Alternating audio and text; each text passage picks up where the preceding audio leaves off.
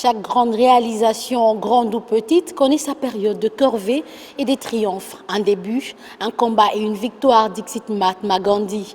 Très heureux de vous savoir nombreux à nous suivre. Et aujourd'hui, nous parlerons des jeunes face à l'entrepreneuriat. Et l'émission Les jeunes s'interrogent reçoit pour vous M. Samuel Yamungu, qui est entrepreneur, mais aussi directeur général des Cyrus FNP. Bonjour M. Samuel. Bonjour. Vous allez bien? Je me plains pas. Et du côté des jeunes, nous avons Enoch Tchiala qui a accepté de participer à l'émission avec nous aujourd'hui. Bonjour Enoch. Vous allez bien? Déjà à l'entrée du jeu, Monsieur Samuel, pouvez nous expliquer pourquoi ce nom, Cyrus FNP? C'est quoi d'abord et pourquoi avoir choisi ce nom-là pour votre entreprise? C'est quoi d'abord? Ah oui, Cyrus Cyrus, c'est le nom de l'entreprise. Oui. Et Cyrus, c'est une étoile. Une étoile qui, l'on dit, qui apparaît une fois tous les 70 ans à 50 ans. Ça disparaît, ça réapparaît. Donc c'est un peu comme un avatar ou un ovni, quelque chose comme ça qui vient de... Allez, chaque fois qu'il y a l'étoile Cyrus, c'est pour annoncer quelque chose. Ok? Alors il existe une cosmogénèse autant africaine qui peut expliquer cela.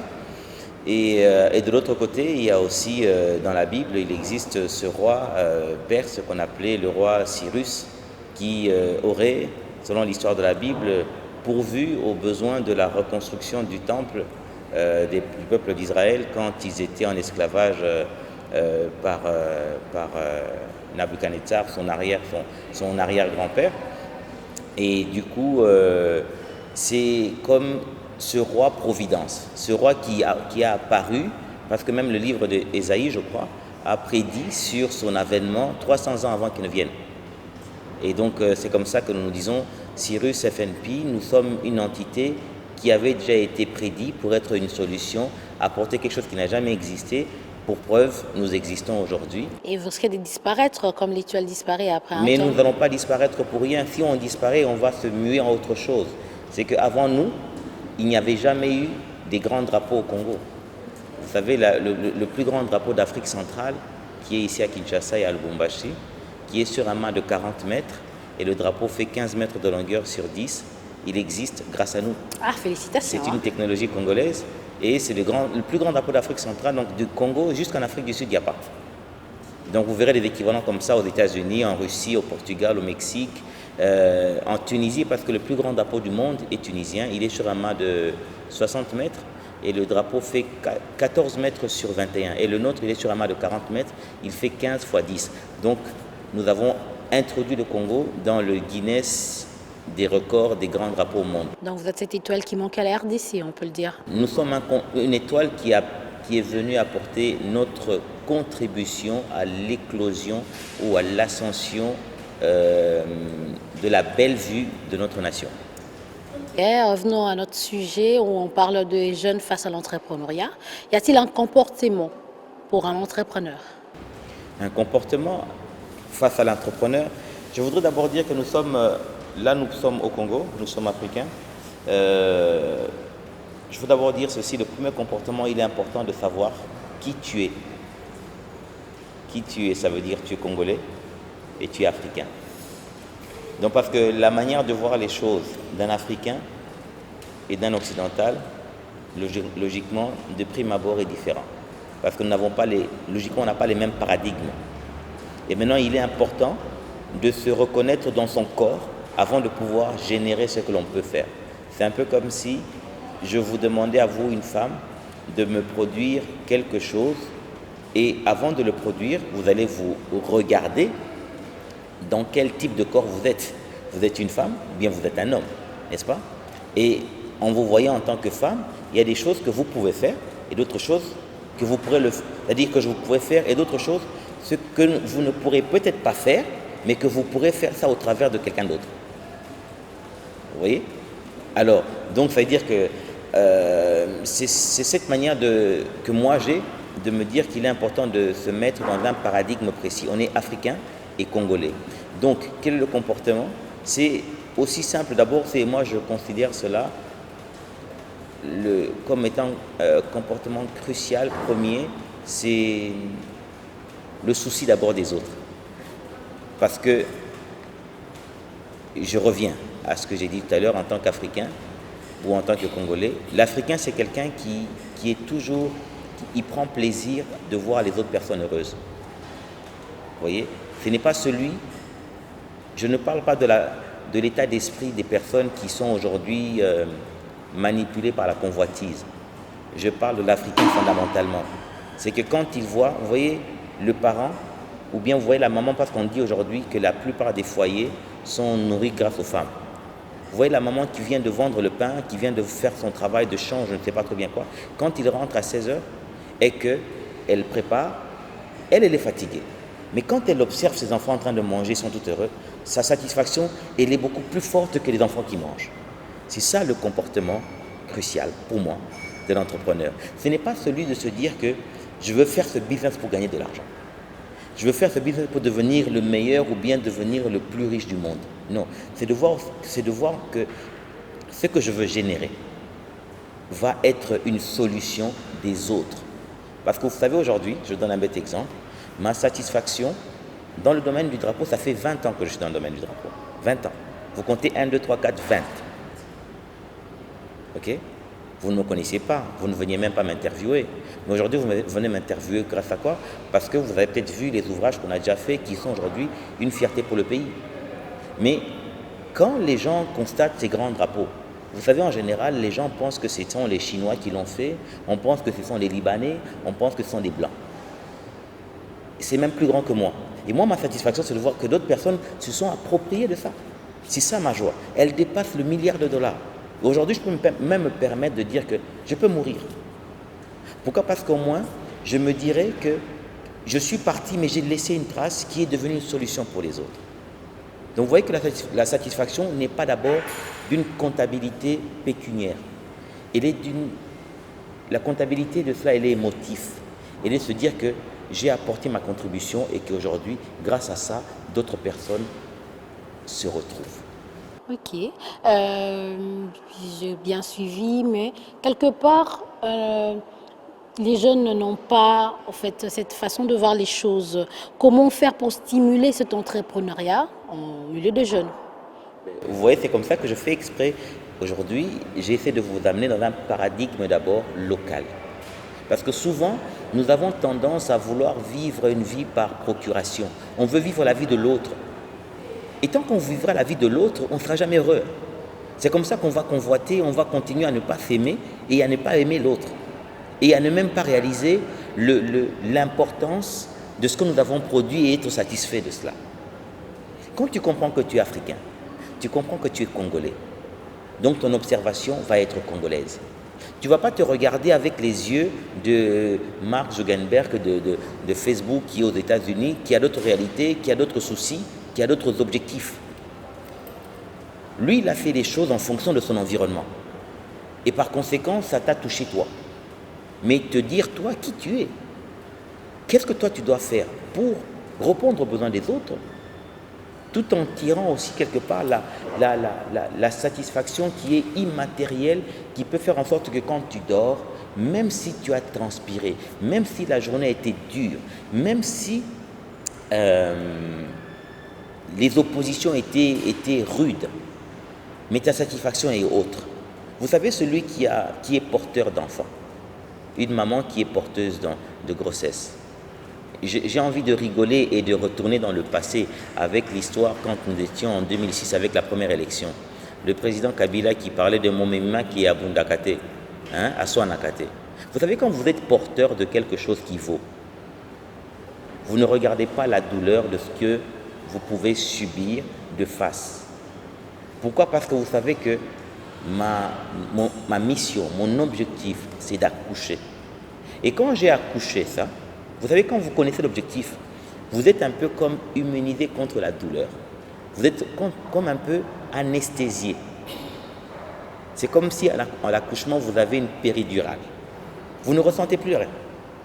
Et maintenant, en fait, c'est un peu comme la maman qui doit pousser quand elle a mal parce que les contractions sont intenses et qu'on lui dise c'est 2 cm, 5 cm, 7 cm et tout ça.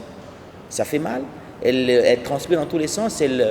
Mais quand elle a accouché, Elle oublie les gonflements des pieds, elle oublie les nuits compliquées, elle oublie ce qu'on vient de lui faire. Pourquoi? Parce qu'elle a généré l'objectif, c'est-à-dire elle a atteint l'objectif auquel elle était consignée. Vous voyez? Donc, ces difficultés devront être, je ne sais pas si je dois parler de difficultés, c'est-à-dire que l'aboutissement à l'objectif devrait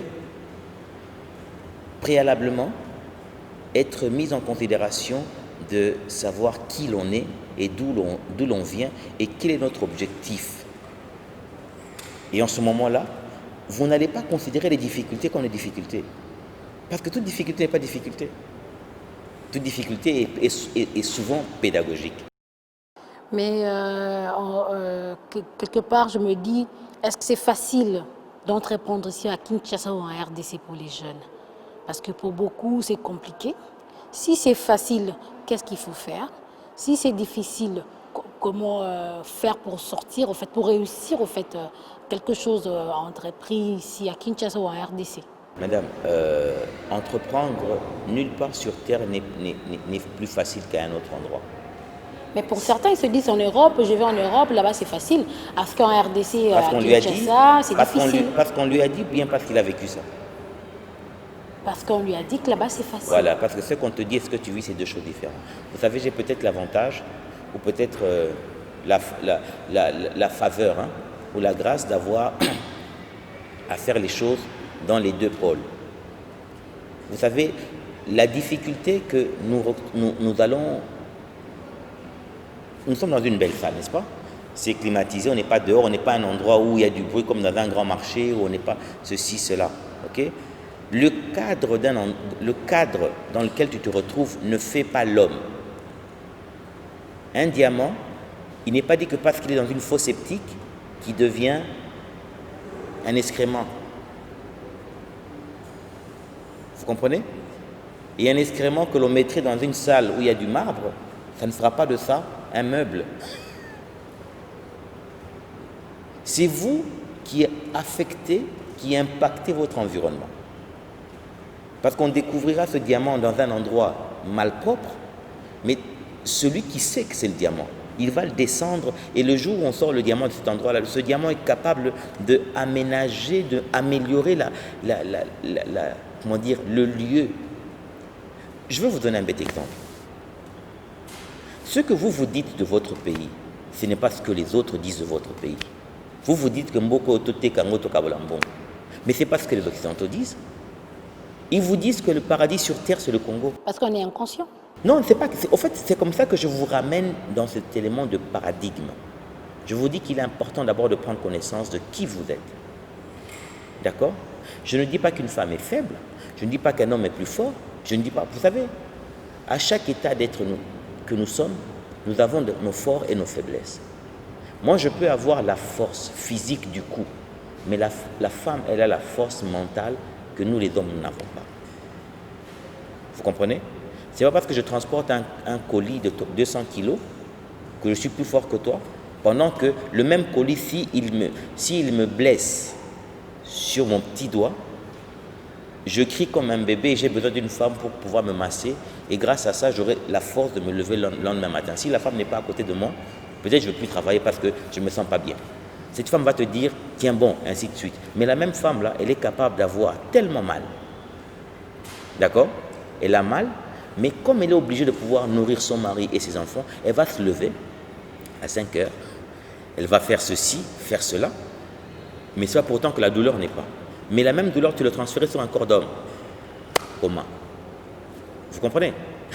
Alors, je veux simplement dire ceci, c'est que notre environnement ne facilite pas ou bien ne rend pas les choses beaucoup plus simples ou plus dures. Non, c'est notre détermination à générer qui rendra la chose possible. Moi, j'ai eu à être découvert, non pas parce que je viens de l'Europe, ou bien parce que j'étais... Non, c'est du Congo que j'ai fait quelque chose qui n'a jamais existé avant moi. Mais parce que vous avez vu ça quelque part. Mais le fait de voir, vous savez que des fois, on dit des fois, si vous ne savez pas faire quelque chose, si vous ne savez pas, alors il faudra ne fût-ce que même copier. Vous savez, même copier, arriver à générer, non, à ressortir une idée et le rendre physique, c'est tout un monde. Il y a des adversités et c'est ces difficultés que l'on dit que qu'importe soit le lieu où tu te trouves, il y aura toujours des obstacles. Il n'est pas dit que parce que tu te retrouves dans un endroit beaucoup plus propre que tu es plus sain ou bien vice-versa, mais c'est dans ta capacité de croire en toi et de croire en cette idée-là qui pourra l'amener à la vie. Parce que la difficulté première que tout entrepreneur, jeune, vieux ou qui que ce soit, peut rencontrer et rencontre, c'est le fait que les gens douteront toujours de toi. Et c'est leur droit. Et c'est le droit, c'est-à-dire c'est ton droit que de ne pas croire en ce que je te dis. Et c'est à moi de te convaincre. Vous allez voir que on te parle de Arnold Schwarzenegger qui a fait le film de Rambo. N'est-ce pas? Nous connaissons tous Rambo. C'était un boxeur, c'était un monsieur qui était en faillite, il avait des problèmes comme ça. Mais il a eu à pouvoir écrire un projet de film. Et pourtant, on va dire qu'aux États-Unis, c'est le pays du rêve possible. Mais ce n'est pas tout le monde qui a cru en lui. Il est allé proposer son scénario à des réalisateurs. Ils ont trouvé ça has-been, pour dire que Izanatine à mon côté, c'est vieux, et là, je ne sais pas quoi là. Il a essayé de demander à plusieurs personnes. La difficulté que nous avons, que ce soit ici au Congo et autres, je voudrais aussi profiter pendant cet instant de saluer toutes les personnes qui m'ont compliqué la vie avant de construire ce grand drapeau. Je les salue et je les remercie de leur existence parce qu'il fallait qu'ils soient difficiles. Mettre des bâtons dans le haut pour que vous puissiez voir. Bien sûr, parce que c'est leur droit. Vous savez, vous imaginez, tu viens avec une idée qui n'a jamais existé. Vous expliquez mon tout, non, ça, le drapeau à 15 mètres sur un poteau de 40 mètres. Drapeau en haut est là. Ce qui est dans la carte à carton, ça va peser 16 kilos, mais quand tu le déploies au vent, il pèse 300 kilos. Attends, il n'a jamais vu ça. Depuis le Congo belge jusqu'à aujourd'hui, dans mon angotisco, Bétélé est solo à voiture. C'est comme si tu racontais une histoire à un pygmée, hein, dans les années 1400, que 4 pneus et tout ça avec moteur, tu démarres et tout ça. Ok. Il va t'écouter et puis va te dire tu es en train de rêver. Et c'est normal qu'il ne croit pas en lui. Alors c'est comme ça que je dis je les salue, parce que j'y suis arrivé. Et c'est grâce à votre opposition que vous avez fait grossir ma rage de vaincre et vous avez fait grossir mon idéal de rêve. Vous, au moins, vous avez eu le courage d'aller de l'avant par rapport à vos objectifs. Mais par contre, certains jeunes, même pas seulement les jeunes, certaines personnes, quand ils rencontrent les difficultés, ils baissent le bras. Alors que je voulais savoir, est-ce qu'il y a-t-il une condition pour réussir? Je veux dire, vous avez l'ambition, vous avez les idées, mais devant vous, il y a beaucoup d'obstacles. Que faire, au fait? Ou bien, qu'est-ce que vous pouvez conseiller concrètement à ces jeunes particulièrement qui se disent que, même on voit ça à l'université, hein, il vient aujourd'hui, il échoue lamentablement, il se dit, bon, je ne suis pas fait pour l'université. Donc du coup, il baisse le bras. Et donc beaucoup de choses, il entreprend quelque chose et puis il trouve que le début c'est difficile et puis il s'arrête là. Un message au fait fort qu'il pouvait donner aux jeunes. Est-ce que je peux vous choquer? Vous permettez que je vous choque? J'ai envie de vous dire, même pas, allez, je vais vous avouer mon secret et puis vous dire quelque chose qui va peut-être choquer plus d'un. Je vais te choquer, je vais vous choquer. J'ai envie de vous dire que l'échec n'existe pas en fait. L'échec dans la vraie vie, ça n'existe pas. On abandonne. On abandonne parce qu'on s'est dit qu'on a échoué. Non, c'est en ce moment-là que l'échec commence à exister. Parce qu'au fait, c'est que, je vous donne un bête exemple. J'ai commencé concernant la chose de concret qui va me donner des éléments référentiels, autant pour vous que le sujet de ma conversation avec nous tous. Le grand drapeau que vous voyez aujourd'hui, qui est devenu la fierté du pays. Aujourd'hui, quand il se déchire, ça passe quand il se déchire, parce qu'on le change tous les 3 mois. Quand il se déchire, c'est devenu aujourd'hui, ça passe en scandale sur Facebook, le drapeau du pays est déchiré, et ainsi de suite, n'est-ce pas? Et des fois, les gens m'envoient pour me dire ton drapeau. Non, ce n'est pas mon drapeau, c'est le drapeau du pays. D'accord? Mais j'ai envie de vous dire une chose. Est-ce que vous savez que pour que cela soit physiquement là, vous savez, j'ai commencé à travailler sur ce projet depuis quand? Depuis 2012. J'ai commencé à travailler depuis 2012. Le projet est né en 2010. en 2012, après la campagne où j'étais candidat député national, je m'étais dit que j'ai voulu apporter ma contribution pour le relèvement du peuple congolais dans sa manière de voir les choses.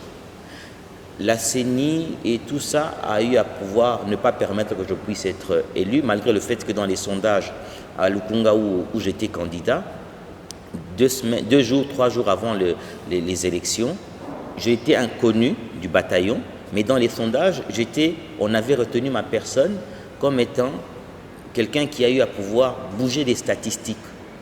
Dans les sondages, j'étais 8e sur les 13 sièges de la Lukunga.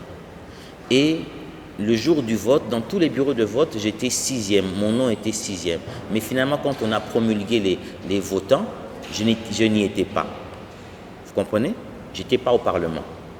Mais ça n'a pas empêché que mes rêves puissent rester vivants dans le congélateur de ma pensée. Et du coup, j'ai envie de vous dire une chose. Et même si la CENI ou encore les fusions politiques n'ont pas permis que je puisse paraître peut-être par ma manière de m'exprimer, j'ai un franc-parler, une liberté de penser. Mais j'ai envie de dire une chose. Là où on m'a fait échouer constitutionnellement, j'ai quand même réussi à m'imposer. Parce que pour preuve, je ne suis pas au Parlement comme député, mais mon œuvre au Parlement est à vie. 1. De 2.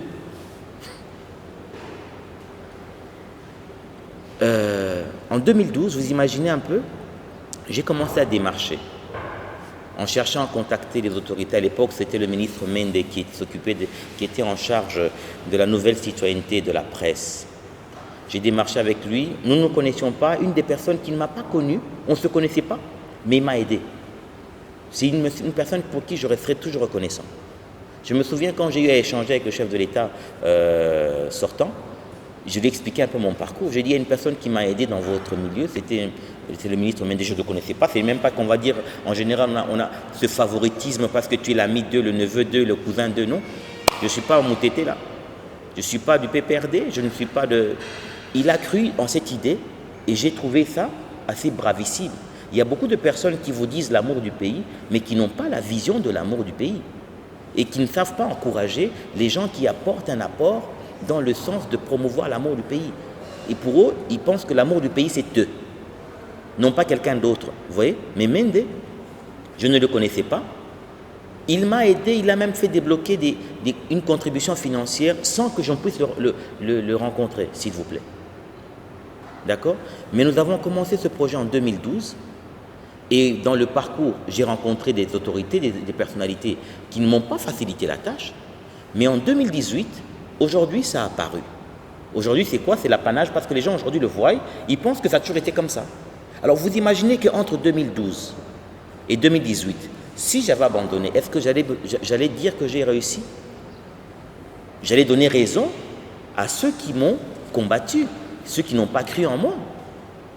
Et c'est comme ça que je vous dis que l'échec, vous savez, un entrepreneur doit être porté par une chose, le rêve. Le rêve, c'est la clé du succès. Et au-delà du rêve, c'est le courage, l'audace, oser. Demain, c'est un autre jour. Si tu rêves, ça sera comme si c'est le carburant du véhicule. Vous savez, tu peux manquer de programme ou bien on peut t'empêcher de rentrer dans une parcelle. Mais si tu as du carburant, tu peux quitter cette parcelle et aller à Maloukou. Jusqu'à un autre endroit où quelqu'un d'autre va te recevoir et te considérer comme quelqu'un. Et en ce moment-là, on pensera que ta vie a commencé ce jour-là. Mais tu as un parcours qui n'est pas né ce jour où il y a les résultats. Le parcours naît le jour où tu as commencé à accepter de mettre un pied devant l'autre. C'est en ce jour-là que tu as réussi. La réussite n'est pas ce que les gens voient. Au fait, ce que les gens voient, c'est une consécration. Vous comprenez? Mais en réalité, le premier succès, c'est le jour où tu te dis, je vais oser. En ce moment-là, tu as déjà réussi. Que ça prenne une semaine, un jour ou 10 ans, tu veux dire aussi le jour où tu t'es décidé de sortir de ta chambre et commencer à agir dans le sens de ton rêve, de ta pensée. Et je répète, et j'espère que vous allez le retenir à vie pour plus d'un jeune et plus d'un vieux. Parce qu'en fait, pour l'action de l'entrepreneuriat, il n'y a pas d'âge. Même à 70 ans, dès que tu commences à rêver, on nous parle de Moïse. C'est un jeune homme de 80 ans qui a fait un miracle qui reste jusqu'à aujourd'hui, on en parle. Si c'est une histoire vraie. Parce qu'autant qu'on dit que ce sont des romans pour d'autres personnes estiment que la Bible n'est pas un livre historique. Et donc, de ce fait, prenons cette histoire telle qu'elle nous a été racontée. C'est un jeune monsieur de 80 ans. Donc le jour où tu commences à avoir un rêve, c'est le jour où tu commences à vivre. Et l'échec, c'est le jour où tu crois en ce que les autres te disent que tu ne peux pas et que tu n'oses pas. C'est à ce moment-là que tu échoues. L'échec n'existe pas si on abandonne. Et tant qu'on a un pied devant l'autre, je te promets que tu y arriveras. Ok, merci. Enoch aussi avec quelques questions à poser. Vous avez Merci pour l'opportunité, madame. D'entrée de jeu, j'aimerais commencer par parler de, comment dire, l'impopularité de l'entrepreneuriat auprès des jeunes. Pourquoi est-ce que le mot entrepreneuriat est aussi impopulaire auprès des jeunes? Parce que moi, je pense...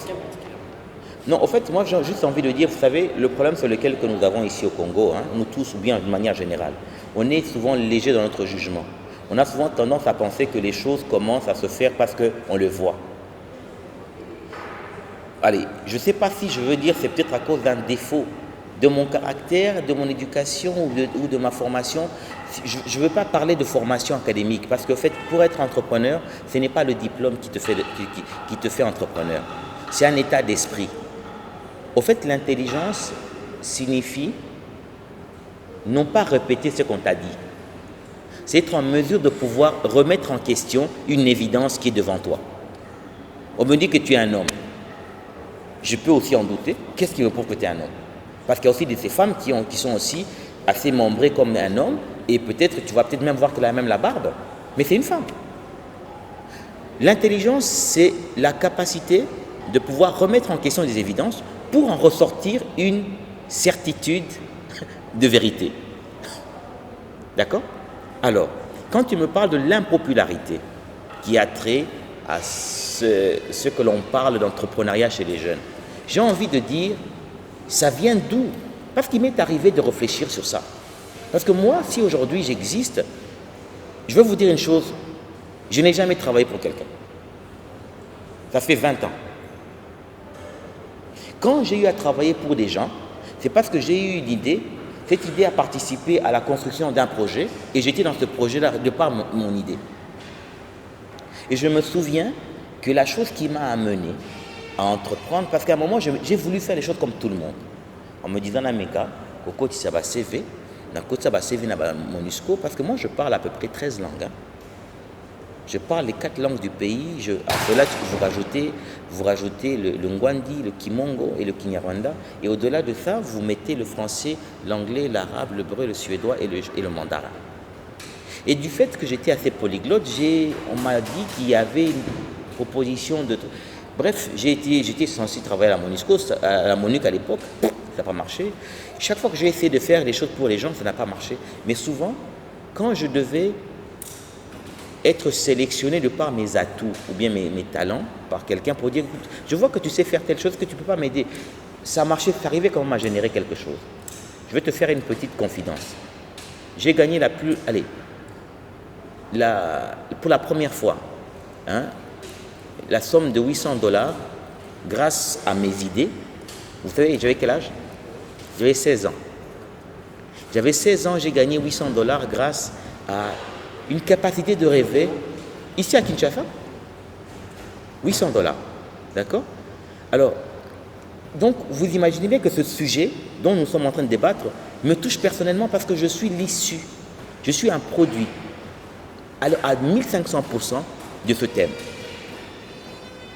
Donc, c'est-à-dire que je suis tellement à l'aise dans ce secteur où je n'ai même pas besoin de bic, de feuilles pour vous parler. Ok? Alors, du coup, j'ai envie de vous dire que j'ai eu à réfléchir sur cette impopularité, comme tu le cites si bien, de ce thème par rapport à la jeunesse et même dans la conception du Congolais lambda. Pourquoi?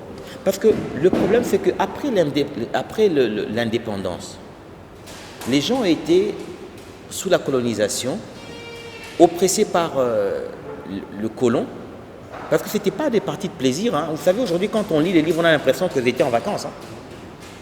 Donc tu peux t'imaginer par exemple que quand on vous parle des quartiers comme Kalina, vous les nègres, vous n'avez même pas le droit de rentrer dans ça. Est-ce que tu sais d'où vient le mot limité? Limité vient du mot limite, là où vous devez vous limiter pour ne pas rentrer dans Kalina. Donc limité, c'est limite, c'est-à-dire qu'il y a une limite nabino. Il y en a qui est africain, français, il y en a qui passe si limité, et puis etikala.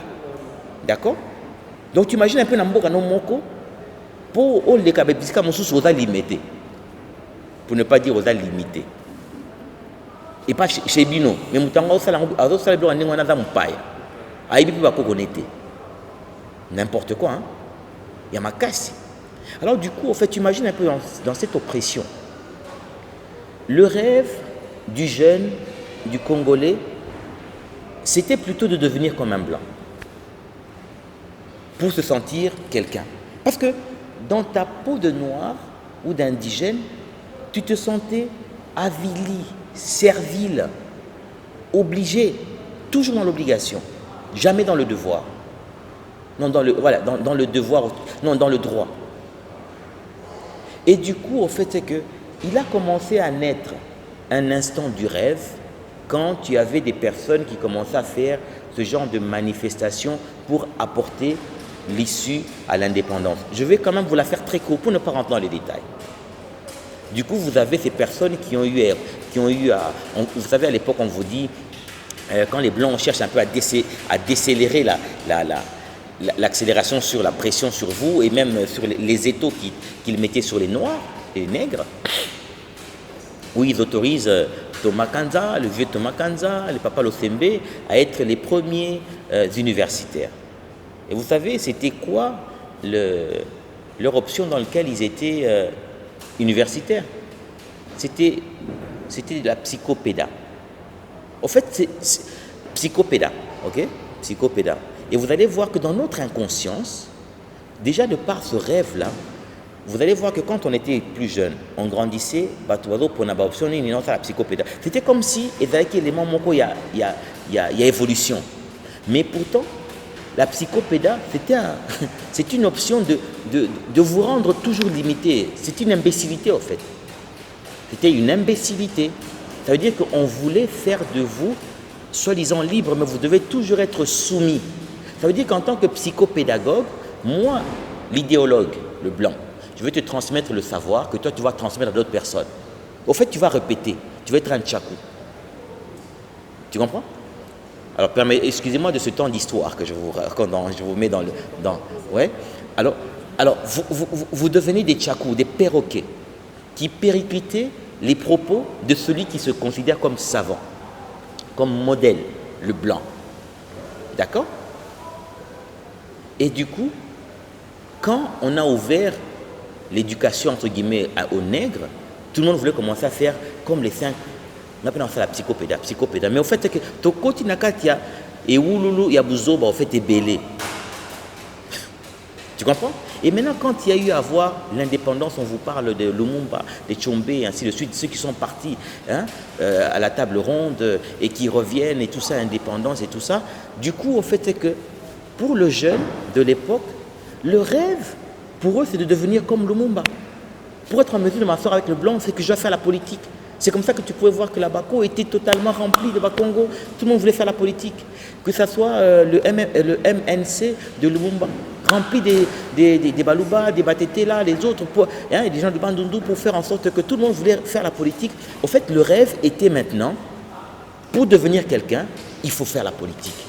Il faut être à côté du blanc. Pour être à côté du blanc, tu dois aussi être en mesure de dire que moi, ceci, cela, et tout ça, le Congo, on veut... Tu comprends? Donc, c'est-à-dire, le rêve était orienté. Et en ce moment-là, le rêve du pouvoir économique ne vous était pas autorisé, ne vous était pas vanté. On n'avait pas fait le rêve de l'entrepreneur. Parce que quand on a offert l'indépendance au Congo, on a offert l'indépendance politique en vous cachant l'économie qui jusqu'à aujourd'hui est entre les mains d'autres personnes.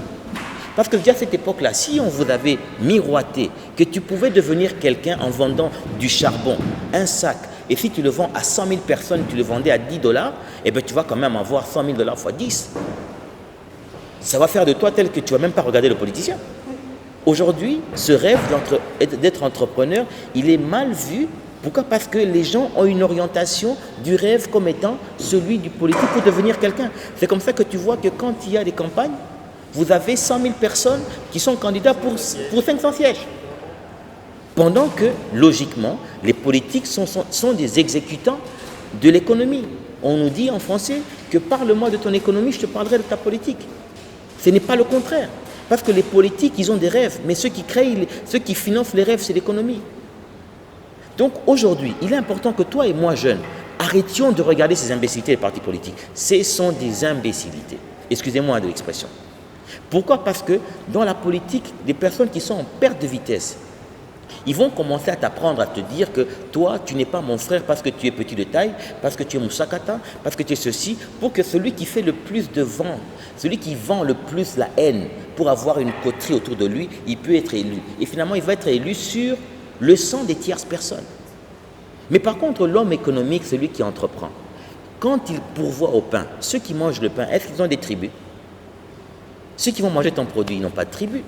Ça sera tout le monde. Même les opposants comme les opposés. C'est de là d'où vient maintenant la partie qui a trait à la diabolisation de l'esprit entrepreneurial de par les origines, allez, on va dire ça, génétiques de la pensée congolaise. Ok. J'ai aussi une autre question, monsieur. Vous savez, nous jeunes aujourd'hui, je parle de notre cas parce que ça nous intéresse, on est là, il y a un jeune qui a peut-être ses moyens, quelques moyens, il veut se lancer dans l'entrepreneuriat. Et il pense que non, avec ses qualités, illimitées, il ne peut pas s'y lancer. Alors, est-ce que faut-il avoir des qualités particulières pour se lancer dans l'entrepreneuriat? Quand vous parlez des moyens, vous parlez de quoi? Vous parlez de l'argent? On parle des qualités particulières pour se lancer. On a des moyens, mais on a peur de se lancer dans l'entrepreneuriat. Mais le problème, c'est lequel? Parce qu'on estime que non, vous savez, on peut avoir certaines qualités supérieures pour se lancer. Je vais vous dire une chose. Un sac d'argent jusque-là, avec 100 000, avec des billets de 100 000 $ dans des sachets. Donc jusque-là, tu peux m'avoir même 10 millions de dollars. Tu l'enfermes dans une pièce, tu voyages 6 ans, tu reviens. Cet argent ne va pas générer des bénéfices. C'est du papier. Vous comprenez? Je veux simplement te dire ceci. Vous connaissez celui qui avait commencé Congo, Michael Cosmétique, n'est-ce pas? Tu vois le supermarché Michael Cosmétique, avant que les Indiens viennent nous tuer tous les entrepreneurs congolais à cause de leur conglomérat de sadiques et qui sont soutenus par d'autres personnes politiques, malheureusement, qui n'ont pas une vision futuriste. Je vous ai expliqué d'où ça vient. Parce qu'on a toujours pensé que l'économie, c'était pas fait pour nous, c'était pour les Blancs. Et ça, c'est une idée que les Blancs ont fait exprès que ça devienne comme ça. Ils ont fait en sorte que quand ils devaient même quitter le pouvoir économique, et non politique plutôt, ils vous mettaient des Libanais, des Grecs, pour faire en sorte, même quand ils ne sont pas belges, mais vous devez toujours passer par un monsieur blanc pour que... Et faire en sorte que le noir ne soit jamais au niveau de la classe moyenne. Vous comprenez? Que quand même le blanc n'est pas là, mieux vaut être à la indien, mieux vaut être à la libanais, à la Congolais. Et même nous avons intériorisé ça. Le Congolais vendra un produit à un prix, l'autre vendra un autre prix, toi tu préfères aller chez l'autre parce que tu es complexé inconsciemment. C'est un traumatisme qui a été installé dans le cœur et dans le corps de l'indigène congolais que nous sommes. D'accord? Et je suis fier de le dire. Moi je suis fièrement congolais. Vous savez, je suis congolais, petit la transpiration. Tu comprends? Alors, j'ai envie de dire, Michael Cosmétique, il a commencé son business, vous savez avec combien? Il a commencé son business avec 5 $. Et puis il avait un magasin après, il a un magasin ici, là, au niveau de TMB, là, où il vendait tout, des téléviseurs, des ceci et de cela. 5 $. Non, la chance n'existe pas. La chance, c'est l'audace. Vous comprenez? J'ai bien commencé mon intitulé en vous expliquant qu'il était important de savoir se situer d'abord dans son espace, dans son temps. On est africain, on est congolais. On n'est pas entrepreneur chinois, libanais, blanc ou quoi que ce soit. Il ne faut pas regarder ce que tu veux faire au travers des yeux de quelqu'un d'autre. Le faire avec les yeux de toi-même là où tu te trouves. et être en mesure d'être une solution pour ton environnement. Je donne un bête exemple que là-bas, c'est en train de brûler et que ça fume. Et la porte ici, là, c'est la porte qui permettra à ce que les gens puissent être sauvés en sortant. Est-ce que pour sauver ces gens-là, j'ai besoin d'appeler la France, l'Europe ou quoi que ce soit? Je n'ai pas besoin. J'ai juste besoin de faire quoi? De me lever et d'aller ouvrir cette porte. Dès que j'ai ouvert cette porte-là, je vois les gens sortir et être sauvés. Ma satisfaction sera déjà à ce niveau-là. Vous voyez? Ma satisfaction n'est pas en fonction du fait que Macron va être d'accord avec moi. Je n'ai pas besoin que Macron soit d'accord avec mon business. Je m'en fous. Si déjà au niveau où je suis là, ça me permet de faire en sorte que, vous savez, ici au Congo, tout est réuni pour qu'on soit millionnaire. Tout, sauf rien. Imagine-toi que tu as une idée qui arrive à produire un produit qui coûte $1. Imagine-toi que ce produit de $1, 10 millions de personnes l'achètent tous les jours. C'est-à-dire que tu as 10 millions de dollars tous les jours. Un produit $1. Donc, réfléchissons. Mettons-nous en mode de réflexion-solution pour notre environnement. To générer l'eau comme il y a $1. Ou ekosunga ndako à moto, ekosunga vie à moto. $1 à pam. Maintenant, imagine-toi que non. Tchangou, mais est-ce que vous savez que tout le Tchangou là, c'est 5 millions, 6 millions d'habitants. Donc, c'est tout le Congo-Brazzaville réuni. Imagine-toi que tu as un produit que Tchangou me reçoit, on a $1. Ya. Il y a un Libanais, qui n'avait.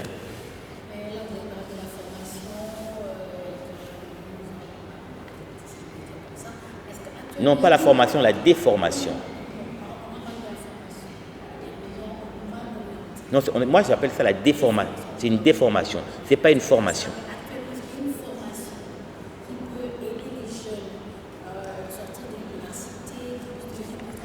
J'ai envie de vous dire une chose. Il est aussi important de quitter le cadre classique en pensant que pour devenir, il faut passer par les études. Maman, vous êtes bien habillée, n'est-ce pas? Vous êtes présentablement bien habillé. Est-ce que vous savez que celui qui a fait ton vêtement là, il n'est pas universitaire?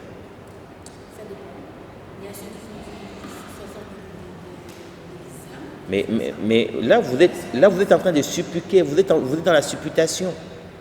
Giorgio Armani, toutes ces grandes personnes là, ces personnalités là, ce sont des artisans. Et un artisan n'est pas forcément un universitaire. C'est une personne qui a observé les problèmes et il s'est proposé comme solution. Et pour proposer une solution, tu n'as pas besoin de faire une formation, c'est d'abord la volonté de bien faire. Et maintenant, en faisant, tu peux maintenant chercher à améliorer la présentation. Et là, tu peux faire une formation qui peut peut-être prendre 6 mois, 1 année, 2 ans. Parce qu'au moins, tu vas faire une formation que tu aimes. Ça ne sera pas une contrainte parce que papa a dit que tu fasses médecine. Parce que maman a dit que tu fasses ceci. Et là, ça devient une corvée. Quand tu fais ce que tu aimes, tu ne vas même pas voir le temps passer. Alors, l'éducation à l'entrepreneuriat, c'est d'abord l'amour de la chose. Est-ce que vous pouvez regarder la caméra? Parce que quand vous êtes parti, c'est intéressant le sujet, on va revenir une fois. Vous pouvez regarder la caméra et donner un message aux jeunes aujourd'hui. Un message, j'ai juste envie de dire, le Congo est un terrain vierge et il est important que tous ceux qui y habitent puissent avoir un rêve, que chacun de nous puisse avoir à faire une focalisation sur son rêve. Et le fait de rêver sur ce que tu veux que le Congo soit dans ton espace fera en sorte que ton rêve devienne une contribution au développement de ce pays et de ce continent, et de telle enseigne que personne après toi ne dira que Tote Kamboko, Toka Bolambongo, parce que le Congo est un capital qui donne aujourd'hui la vie au monde. Les avions volent, les téléphones fonctionnent, les tablettes fonctionnent. Vous nous regardez à la télé, c'est grâce au Congo, même si on ne te cite pas. Alors il est important que sa valeur, parce qu'au fait c'est que tu es l'addition de la solution du Congo. Et de ce fait, au fait c'est que ne regardez pas aux politiciens, ne regardez pas aux universitaires, regardez à votre volonté de faire les choses. Donc si tu veux, tu peux. Et j'espère que vous allez retenir une chose, après tout ce que j'ai dit, oubliez tout ce que j'ai dit, mais retenez juste une seule chose, que l'échec n'existe pas. C'est l'abandon qui constitue maintenant l'échec. Si vous croyez, vous verrez. Merci beaucoup. Vouloir c'est pouvoir. Vous jeunes qui avez la chance de se voir aujourd'hui, soyez déterminés dans la vie de réussir, car vous nous a dit que l'échec n'existe pas. C'est par ici qu'on met terme à cette émission. On se revoit très prochainement avec un tout nouveau numéro. Au revoir et à très bientôt.